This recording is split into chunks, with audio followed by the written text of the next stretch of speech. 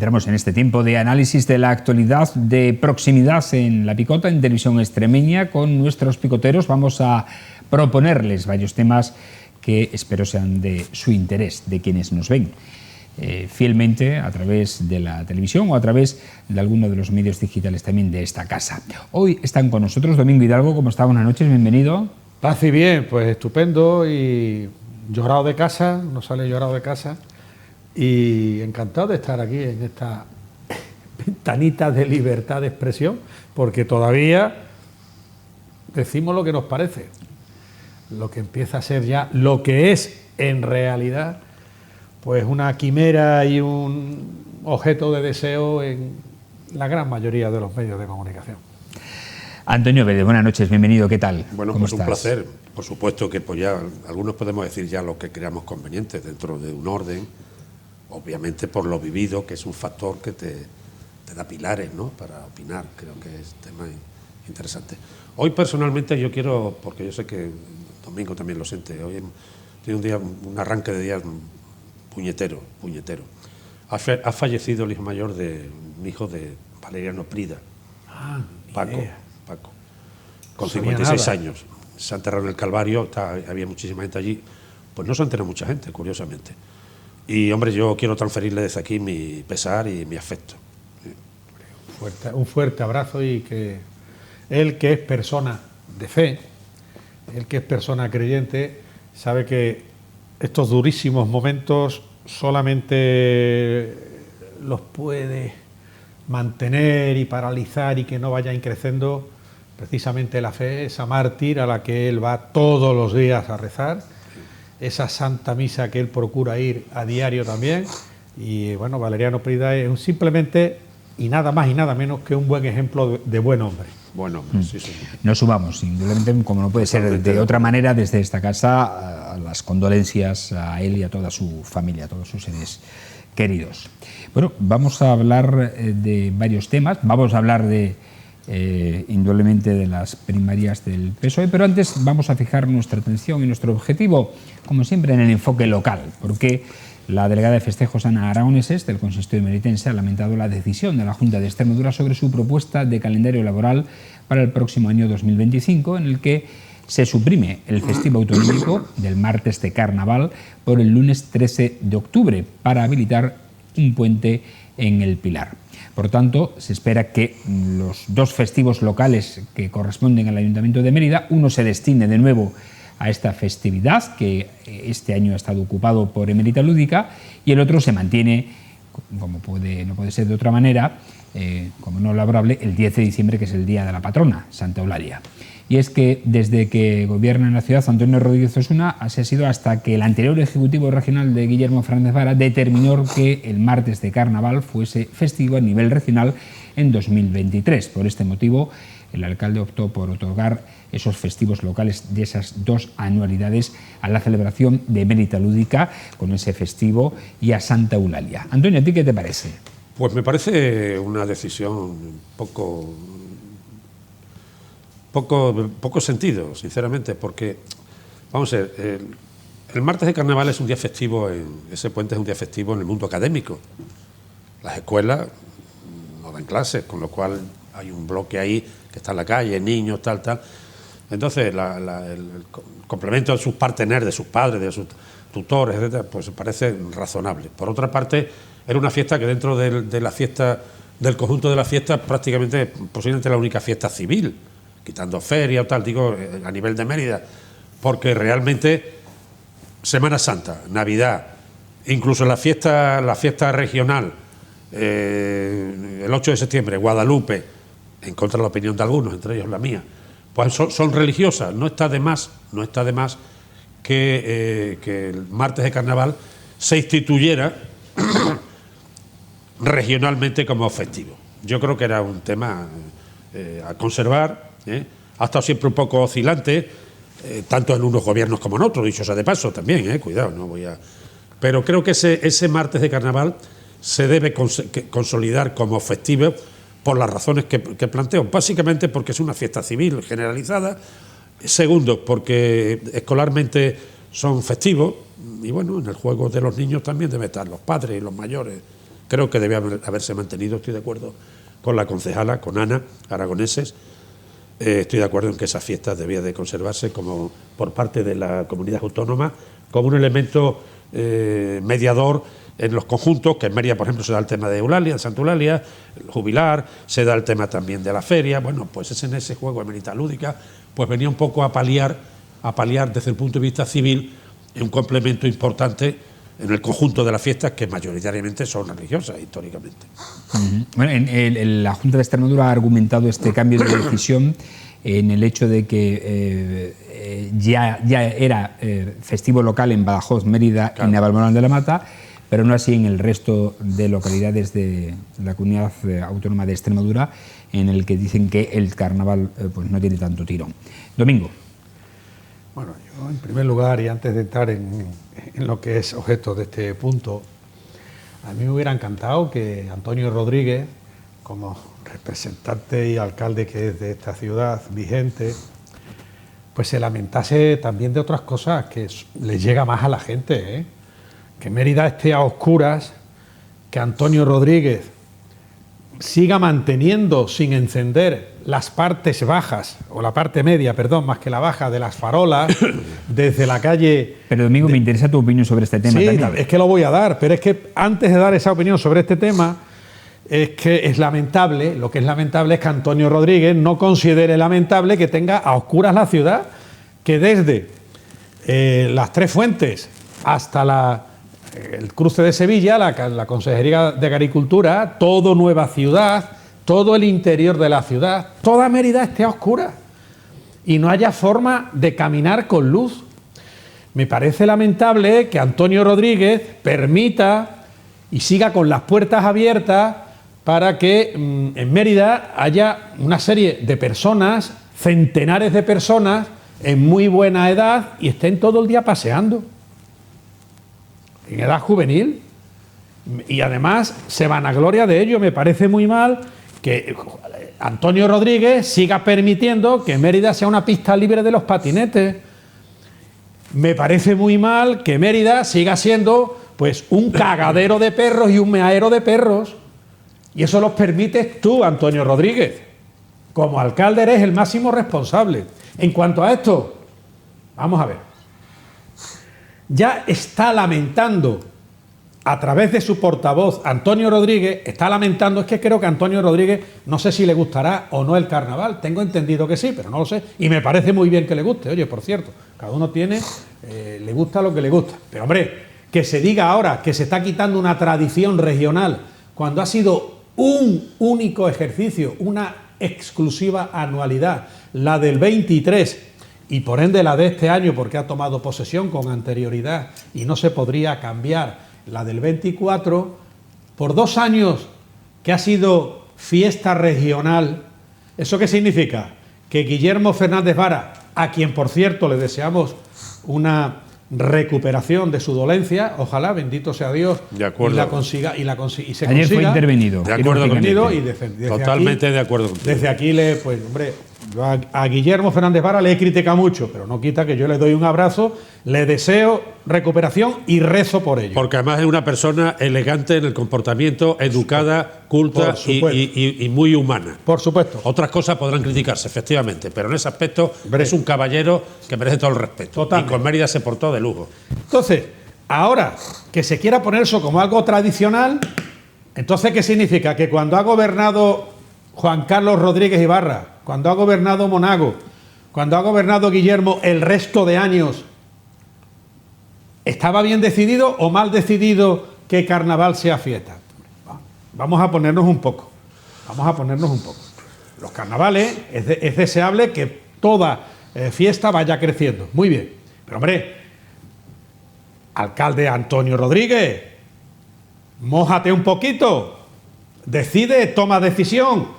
Tú estás impulsando, y no seré yo el que me parezca mal, el que diga que me parece mal, porque no me parece mal, que Mérida Lúdica vaya adelante.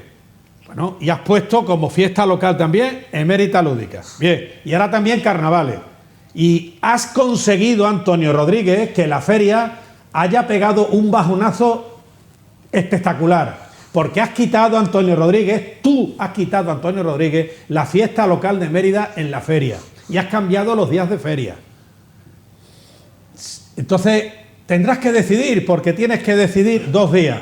Por supuesto que no te atreves a quitar el día de la mártir Santa Eulalia. Y una última reflexión. Esto no se puede quedar o no quedar. Hemos tenido días de la mártir que, precisamente por haber caído en domingo, no ha sido fiesta local. Y es razonable, es razonable. Hay que ir viendo cada año en que caen los días. ¿Tú te la quieres jugar, Antonio Rodríguez, en que el martes de carnaval sea fiesta? Asume la responsabilidad, no se la traspases a la Junta. ¿Algo más sobre este asunto? Vuelvo a decir, Domingo, que hay una evidencia, que el martes de carnaval es un martes que académicamente es festivo, con lo cual no estaría de más que el martes de carnaval fuera regionalmente festivo. Regionalmente festivo. Lo otro tiene muchas discusiones, porque Mérida hay muchos componentes también, la capitalidad, el año jubilar a la Santa Eulalia, muchas cuestiones, claro que a lo mejor yo estoy de acuerdo también en el tema de la feria, que tiene que tener un festivo. Y como tenía antes, pues otro juego. A lo mejor estoy de acuerdo con estos momentos, lo que importa son otras ferias. Y dejar aquel espacio como un parque de atracciones permanente. ¿Te parecería lógico que el Prado, aquella zona, fuera un parque permanente de atracciones como Madrid, como Barcelona? Tibidabo, tal, Casa de Campo. Pues, posiblemente, si público. Posiblemente, porque Mérida es una ciudad muy terciaria en los servicios. Pero volvemos a una historia que es lo que se discute aquí desde mi punto de vista. Que la Junta de Extremadura tenía que haber mantenido el martes de carnaval como festivo por una razón, porque es una fiesta civil generalizada. En unos sitios tiene más brillo, en otros menos, y que tiene una vía práctica que académicamente esos días son festivos.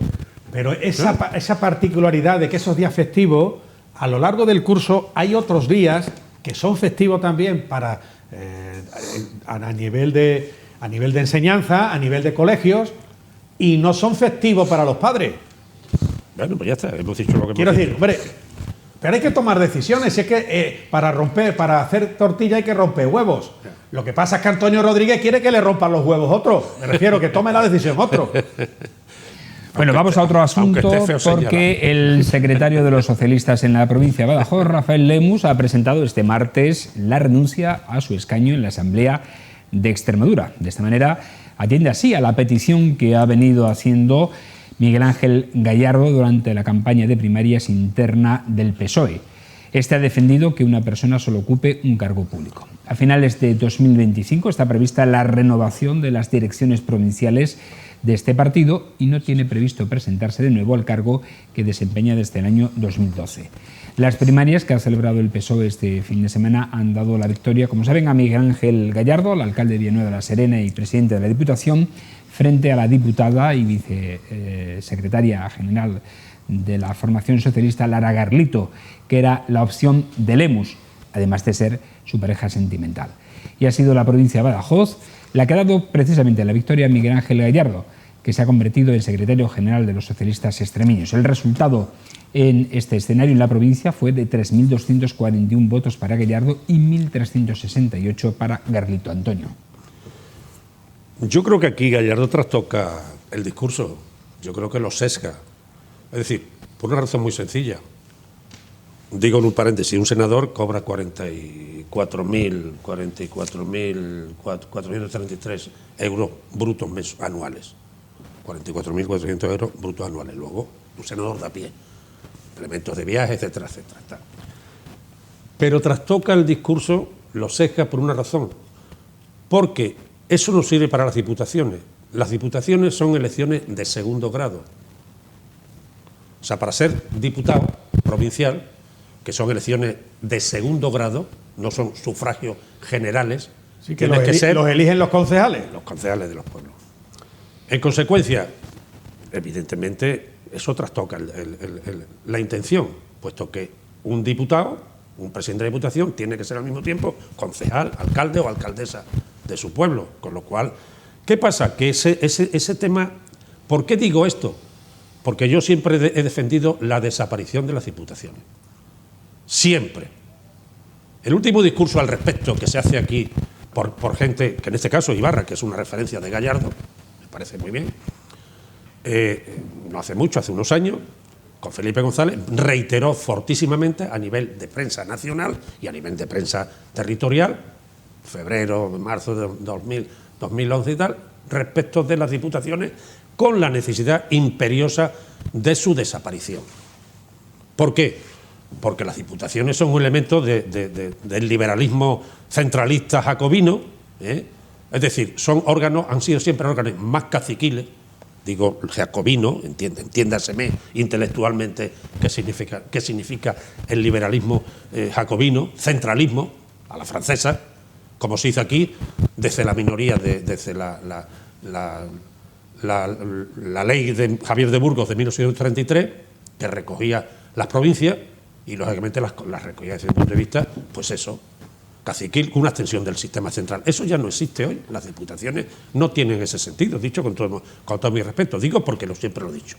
De hecho, en esas últimas declaraciones recuerdo que cuando Ibarra, en El Mundo, en El País, en la Extremadura, en León y tal, hablaba de la desaparición de las diputaciones, junto con Felipe González, por razón que no tenía ningún sentido, por esas razones que antes he explicitado, que eran órganos de extensión más de tipo de intervención centralista que democráticas.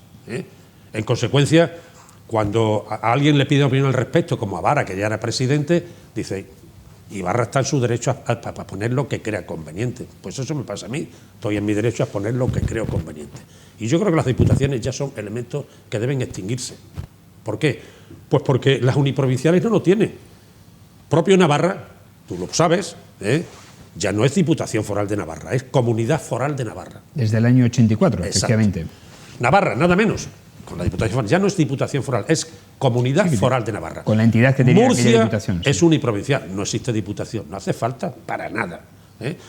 Asturias es uniprovincial, Rioja es uniprovincial, tampoco tienen diputaciones.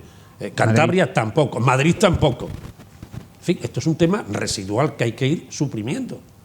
¿Por qué? Pues porque posiblemente las mancomunidades de municipios se hacen un factor importante, como recoge la Constitución, no la recoge, como la provincia sí, pero no. Entonces, ese tema, evidentemente, hay que ordenarlo por otra vía. Para ser presidente de Diputación o diputado provincial hay que ser, a su vez, hay que tener dos cargos, evidentemente. Bueno, atendiendo también al Claro. requerimiento que ha hecho Gallardo en las primarias, durante la campaña electoral de primarias, de una persona a un cargo, a ver qué pasa, efectivamente, porque si ahora ostenta la Secretaría General del PSOE, se ratificará el 21-22 de marzo aquí en Mérida, el presidente del Gobierno, en el Congreso del PSOE en su 14 edición, y si accede a la Asamblea de Extremadura, porque creo que son 4 personas las que están por delante de él. Ya Guillermo Fernández Vara ha dicho que va a renunciar también a su escaño en la Asamblea. Rafael Lemus lo acaba de hacer. Yo ese tema... es decir, tendrá que renunciar también a la Diputación de Badajoz. Yo ese tema para mí es secundario. Yo siempre he defendido la teoría de que Mérida, Almendralejo tenían que haber sido más neutrales en ese aspecto. No puede convertirse esto en un tinglado provincialista. No tiene sentido, porque ya ni las provincias tienen sentido hoy por hoy. Las provincias únicamente tienen un valor de sufragio electoral, nada más. Es decir, estamos en otro modelo de Estado. Un presidente de Diputación es otro juego. Un presidente de Diputación cobra 82.000 euros anuales brutos. 82.000. El presidente del Gobierno, Pedro Sánchez, cobra, sin contar las 2 pagas extras, 90.000 euros del Gobierno de España. Un presidente de Diputación está en 80 y tantos mil euros. Los vicepresidentes, quiero decir que este es un juego que hay que replantear. No tiene ningún sentido, en mi humilde opinión, de que existan las diputaciones, con lo cual ese es un tema que hay que replantearse. Ya lo decían Juan Carlos Ibarra, Felipe González, y que estaba y lo empezó a decir Pedro Sánchez. Ahora parece que está ese tema para desde luego yo no estoy de acuerdo en la existencia de unas diputaciones, porque se ve claramente en la ejemplificación de las provincias uniprovinciales, no existen las diputaciones. Es decir, no hacen falta. Consecuentemente con ello, creo que ahí él ha secado el discurso. Obviamente, Lemus ha hecho lo que ha creído conveniente y punto. Eso ya no es. Yo a partir de ahí no entro. Entro simplemente en un juego que he defendido siempre. Y lógicamente entiendo que ahí ha secado el discurso. Por cierto, ayer había una entrevista en El País de Gallardo que conviene leer. Seguimos pulsando la opinión sobre este tema. Domingo. La verdad que Gallardo ha hablado en su órgano, en el PAISOE, efectivamente. En fin, hay algo en lo que de esto que ha venido sucediendo. A mí me hubiera gustado haberle oído hablar algo a Gallardo, pues no sé, de esa prácticamente similitud entre PSOE y corrupción, ¿eh? Porque ahora mismo el tema nacional a lo largo empieza a ser sinónimo. PSOE y corrupción, y concretamente con Pedro Sánchez, ha comenzado a confirmarse que es sinónimo. La trama que ha sido descubierta por la Guardia Civil, que por cierto fue denunciada ya con anterioridad, por ejemplo por Alvise Pérez, pero como está perseguido, pero la trama que hay, esto si en vez de ser el PSOE es otro partido, por tierra, mar y aire no se habla de más en los medios de comunicación. Y creo que es momento de pedir perdón, porque claro, estamos hablando de Koldo, estamos hablando de su guardado Ábalos, de Paca Armengol, presidenta del Congreso de los Diputados. Estamos hablando de María Jesús Montero, que tenía conocimiento desde el año 22, desde hace 2 años, porque se le ha comunicado por el cargo que ocupa en el gobierno de la nación española, y aquí no pasa nada. Y Gallardo, pues en la misma canción, aquí no pasa nada. Y ya es hora, quizás, de que haya una división de poderes, que se empeñe la partito-sindicatocracia, que haya división de poderes. Porque aquí es donde está la clave, alcalde Antonio. Aquí es donde está la clave. Las canonjías que se vive por, para y de el partido y del sindicato. Y cada vez el nivel va bajando más. Y cada vez se empiezan a identificar las administraciones como cuevas de partidos políticos y sindicatos, donde colocar a mi gente. Y depende si gobiernas tú o gobierno yo, tú metes a tu gente y yo a la mía. Y aquí empezamos a hablar de las interinidades que bien nos narra Benito Pérez Galdós en los episodios nacionales y en sus novelas del siglo XIX. Por eso el ser funcionario de carrera daba independencia. Por eso se ha conseguido que una gran parte del funcionariado o de los empleados públicos sean interinos o temporales. Porque de esa manera se tiene embridado a las personas que trabajan en la administración pública, con lo cual nunca podrán ser sino la voz de su amo, que es el partido o el sindicato. Y eso es lo que hay. Eso es lo que hay. Y eso es redomadamente injusto. En cuanto a las diputaciones, yo ahí, alcalde Antonio, creo que las diputaciones, sobre su supresión, recuerdo estudiando la carrera de Derecho en Sevilla, allá por los años 80, y tú lo conociste, Manuel Clavero Arévalo, que ha venido aquí como ministro al Festival Teatro Clásico, ha venido siendo ministro de, entonces, el equivalente a Administración Territorial. Correcto. Fue el inductor de la vía autonómica. Eso, el café para todos. Claro. Bien. Desde entonces en la Universidad de Sevilla. Una buena idea. Había ponencias y había charlas y conferencias sobre la necesidad o no de la Diputación.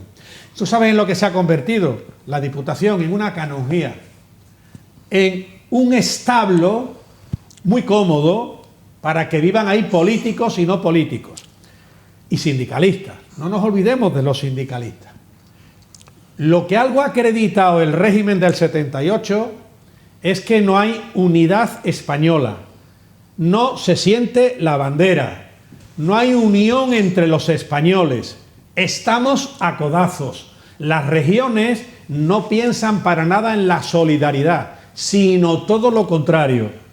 Y había que empezar a redefinir el estado de las autonomías, quizás también el de las diputaciones, pero de momento las competencias en sanidad, no en educación, que debiera llamarse instrucción pública, como en la República, y como con anterioridad, también a principios del siglo XX, y el Ministerio de Instrucción Pública, y por supuesto el tema de seguridad, de interior. Una sola policía, sin policías autonómicas. Y eso es algo que está haciéndole mucho daño, no ya a la convivencia de los españoles. Este sistema no hay economía que lo soporte. Bueno, pero por eso precisamente, porque eso ha sido una constante histórica, no es nueva. Las diputaciones, juntos con los gobernadores civiles, en la minoría de edad de Isabel II, se articulan con el planteamiento que hace en 1833 un motrileño, Javier de Burgos, un secretario de Estado, y el Reginato del Tinglao. Y las diputaciones y los gobernadores civiles son los terminales del gobierno central. Por lo cual, eso tiene un carácter de un liberalismo jacobino claro, derivado, en cierto modo, también de la Constitución del 12, que fue la Constitución liberal, la PEPA. En fin, eso es un tema histórico que hay que verlo. Y en estos momentos, el nuevo modelo, en el que evidentemente hay que corregir muchas cuestiones, naturalmente, hay que corregirlas, muchísimas, no podemos estar en algunas de acuerdo y en otras no, evidentemente tiene que avanzar en esa línea. Y las diputaciones, hoy por hoy, para mí y para mucha gente, Ibarra, Felipe González y muchísima gente, como tú bien hablas de Claver Arévalo, de las discusiones al respecto, se planteaban claramente la liquidación de las diputaciones, potenciar los órganos municipales, las mancomunidades, etcétera, etcétera, pero las diputaciones no, porque no tenían sentido. De hecho, las uniprovinciales no sirven para nada. Y luego jugar en otras vías internas que pueden tener importancia e interés. A mí quienes han defendido una historia de una fusión de don Benito Villanueva con una intención de ser la tercera ciudad de Extremadura, pues a mí eso, Compostela es la quinta o la sexta, y tócale las narices a Compostela, ¿me entiendes? En la historia, igual que a Mérida. Mérida tiene una historia potente. Mérida, que lo sepa todo el mundo, es la primera capital de la península ibérica, no con Santa Eulalia, con Diocleciano, 298, la diócesis Hispaniarum, que dura hasta el 407, hasta que ya los vándalos, los suevos, los arrianos, nos mandan al carajo. Pero quiero decir, yo me acuerdo cuando iba a Madrid, a la fiesta de San Isidro, invitado por don Enrique Tierno, o por Juan Barraco, pero don Enrique Tierno, que era como Fraga, un intelectual, como un amuno excepcional, decía, y está en la mesa presidencial conmigo, el alcalde de Mérida, porque Mérida fue la primera capital de España y Madrid es la última, esa es la realidad. Con lo cual, quienes presentan un discurso contra Mérida para suplantar una realidad en la que Mérida tiene que jugar geopolíticamente, universidad, ejército, instituciones, delegación del gobierno, etcétera, etcétera, a mí no me representa honorablemente. Para mí, como exalcalde de Mérida y ya setentón largo, no me representa. Yo mantengo mi teoría, igual que Ibarra, igual que Felipe González. Las diputaciones tienen que desaparecer para que lo que tú has planteado, que la Constitución siga avanzando, se articule adecuadamente. Yo, por ejemplo, defiendo el área metropolitana Almendralejo-Mérida. Clarísimamente, ¿no? Es un área importante, con el polígono nuevo, Espacio Mérida, con el posible trazado nuevo ferroviario hacia Sevilla y Madrid, posiblemente, como una de las opciones, y entonces, en consecuencia, entre Almendralejo, su comarca, su área tal, y Mérida y su comarca juntas se van casi a 200.000 habitantes. Cuidado, que no es moco de pavo. Que no es moco de pavo, Estamos hablando, Mérida y su comarca son 90 a 100.000 habitantes, sin contar Montijo y la Puebla, y Almendralejo tiene casi 70. Quiero decir que ahí hay un juego poderoso, con elementos intermedios, a menos de 30 kilómetros. Hay pueblos de Don Benito y Villanueva que están más cerca de Mérida desde el punto de vista de logística que de Don Benito y Villanueva, porque un 12 o un 15% es de pueblos de colonización. Por lo tanto, no se puede afrentar a Mérida. No se puede afrentar a Mérida en la razón geopolítica que las Cortes Generales, no un secretario de Estado, las Cortes Generales de España decidieron como capital de una región, que ya lo fue en el siglo III, a final del siglo III hasta el siglo V. Por lo tanto, a mí me afrenta ese tema. Pero aparte de eso, hecha esa especie de descarga emotiva como es alcalde, a la que tengo derecho, vuelvo a decir, para mí las diputaciones están sobrando. Domingo. Las diputaciones, insisto, en que son canonjías, que hay que redefinir el estado de las autonomías, que hay que bajar el nivel de tensión que tiene esta nación, basándose en leyes falsarias, leyes que se escapan de la verdad y leyes que están incentivando legalmente el enfrentamiento entre españoles. Yo solamente me hago una pequeña reflexión. Ha pasado el año 21, que fueron 100 años desde el desastre de Anual. Igual que ha pasado las últimas guerras carlistas. ¿Por qué esa obsesión legal, homenaje al resentimiento, a la no conciliación, a la venganza, que supone primeramente la ley de memoria histórica y la actual ley de memoria democrática, que es ley de desmemoria? Alcalde Antonio, tú que viviste en primera persona y con edad política la transición española entre los años 75 y 79, ¿no fue lo suficientemente sincera como para llegar a una reconciliación, para que, sin pedir perdón, el impresentable de José Luis Rodríguez Zapatero y Pedro Mentiras, que ha llevado al PSOE a convertirlo en sinónimo de corrupción, se siga empeñando en mantener una guerra civil viva que finalizó en 1939? ¿Es que no es hora de que los buenos socialistas, los buenos socialdemócratas digan lo que piensan y lo digan públicamente y no se atreven? ¿Es que tenemos que seguir todavía con esas? El tema, Domingo, es muy complejo. No podemos. Porque si hablamos de guerra civil, podemos hablar, que no es el caso tuyo, por supuesto, pero a lo mejor el PSOE tiene que empezar pensando en pedir perdón por lo que hizo directamente y lo que permitió hacer. Muy rápido, que tenemos que Domingo, pasar a otro tema. Domingo, la transición se hizo como se hizo. Se hizo con una intención nobilísima y es un tema que hay que contar, parte de más, desde las constituyentes del 77, que hicieron la Constitución, con don Antonio Hernández Gil al frente de las Cortes. En fin, eso es un tema complejo. Pero ¿sabes qué pasa ahora? Nos guste o no nos guste, muchos partidos territoriales que se han ido acomodando a la historia, incluso los Berzales, Vascos y tal, no quieren un gobierno con voz. Si Vox no estuviera como elemento necesario para el gobierno, posiblemente estábamos gobernando Feijóo con el PNV. Lo hicieron los factotum, los presidentes de derecha, de conservadores. Ese es el problema, Domingo. Ese es un gran problema, porque no podemos... Vox no es ningún problema.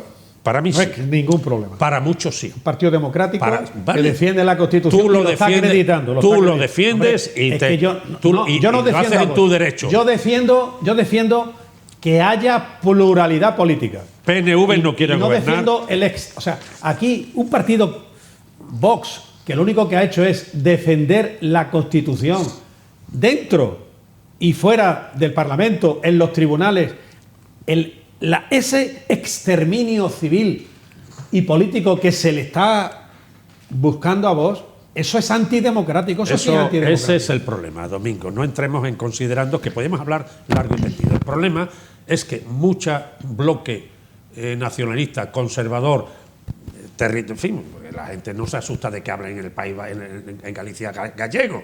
Y la gente parece que criminaliza que hablen en Cataluña catalán. Hay cuestiones que a lo mejor yo no estoy de acuerdo con Puigdemont, una serie de cuestiones que habrá que hablar. Pero el problema es que tienen muchos elementos que han impedido que la derecha, el bloque conservador se configure, es que estamos por medio. Y eso no es aceptable. Es que ahora, mira, PNV, los gallegos, la de Dios. El Partido Popular no ha sabido hacer otra cosa que ser la muletilla del Partido Popular. Que juegue el Partido Popular. Lleno siempre de maricomplejines. Que juegue el Partido Popular a ser un partido de centro derecha, liberal, tal. Mira, yo he defendido aquí muchas veces, y me criticarán mucho, pero es mi derecho a defenderlo, que A mí me gusta más el juego alternante bipartidista, lo he dicho. Centro-izquierda y centro-derecha. Yo en el PSOE me considero una persona más cerca de Fernando de los Ríos, del bloque reformista. Cada uno es muy libre. En la UCD ha habido gente importante, pasaron al PP. Pero concretando, el problema, Domingo Hidalgo, es muy sencillo. Hay mucha gente que territorialmente van incorporándose poco a poco al sistema y no quieren gobernar con la derecha con Vox. Punto. Bueno, el problema es que nos hemos quedado sin tiempo y tenemos que acabar ya esta picota de miércoles. Así que agradecemos a nuestros analistas de cabecera de esta jornada su opinión acerca de los temas que se han propuesto en esta mesa de opinión. Antonio, que pases una muy buena semana. Muchísimas gracias y por permitir la libertad de opinar. Domingo, lo mismo te deseo. Un gustazo, paz y bien. Un gustazo, alcalde y igualmente, coordinador. Domingo. Y a ustedes agradecerles como siempre su atención. Mañana estaremos de nuevo, fieles a la cita, aquí en La Picota, en torno a las 10 menos 25 de la noche, tanto en la TDT como en nuestra página web y en nuestras redes sociales. Hasta entonces, buenas noches y sean felices.